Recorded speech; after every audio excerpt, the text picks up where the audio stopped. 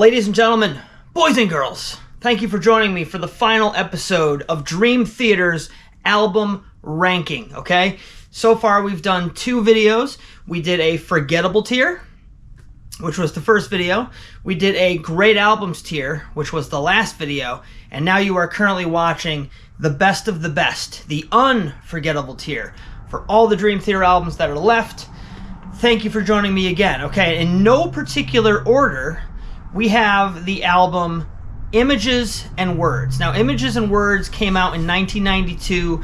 It was the first album with James LaBrie, and it contains some of their best songs ever. You have Pull Me Under, Learning to Live, Metropolis. I don't really think there's a bad song. Under the Glass Moon is on there. It's full of classic Dream Theater songs. Again, first album with James LaBrie, making it very special, okay? Coming in after Images and Words, right after, is the album Awake, which came out in 1994. And this album, in a lot of ways, feels like a continuation of Images and Words, at least to me, in terms of the production and the quality of the songs. Both albums really kind of go well together. The highlights for Awake, for me, would be the song Voices, which is part of that 3-song suite, and also 6 O'Clock. That has one of the greatest drum intros of all time.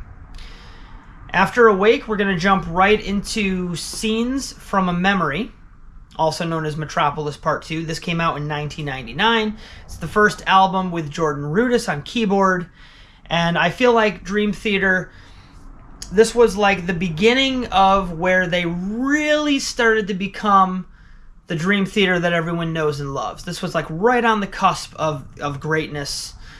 And again, it's a concept album. They did an entire tour DVD with it when it came out. I actually saw them do this whole thing on their 2022 tour as well. So that was very cool. Chock full of classic stuff. A lot of modal stuff on this album. A lot of amazing drumming on this album. The song that stands out the most would be the epic Home. All right, classic stuff.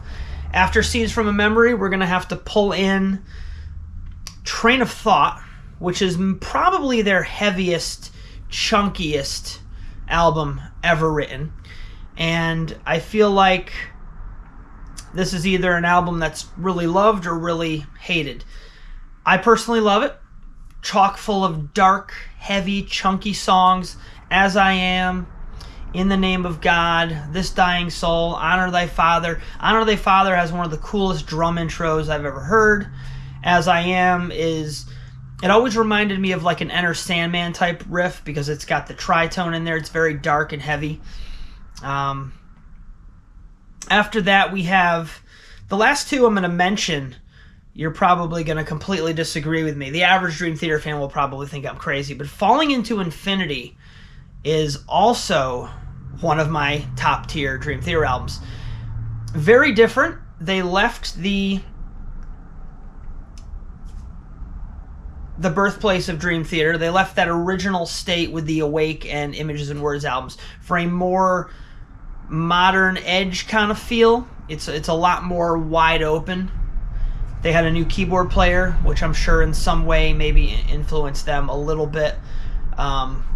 The drumming on here is great. You have Lines in the Sand, which is a huge track on this album. It's post 10 minutes, and it contains one of the most heartfelt guitar solos by John Petrucci. I love, that's a Goosebumps solo all the way. And overall, it's just a great album. All right? All right, we have 2 more, actually. We got 1 more album, and then I have an honorable mention. And this one I'm probably going to get crap for. So if I do get crap for this, thank you all for watching this long. I appreciate it. The last album that's part of my great tier albums is, or I'm sorry, the last album that's part of the unforgettable or favorite Dream Theater albums list is actually Distance Over Time. All right, now Distance Over Time came out in 2019, and I know that I ranked A View from the Top of the World as a pretty good one in the last video on the great albums tier, I feel like Distance Over Time is just slightly better. Alright, so the highlights on Distance Over Time would be, for me, on the epic side of things, you have At Wit's End and Pale Blue Dot. Both phenomenal tracks. In fact, At Wit's End might be one of my favorite Dream Theater songs ever, and I'll probably do a video on that in the future. You also have Out of Reach, which is a very... It's a ballady type song, but it's also very emotional in the same vein as like a This Is Your Life from Dramatic Turn of Events. It's the kind of song that could really kind of depress you, but in a beautiful way. Fall Into the Light is what I would consider to be like a blues-driven heavy banger of a track. And then I love the bass part. I don't really talk about the bass parts too much in Dream Theater, but S2N has a great bass part. So, Distance Over Time rounds out the ranking, rather. I just want to make one honorable mention, and I'm sure everyone will agree with this.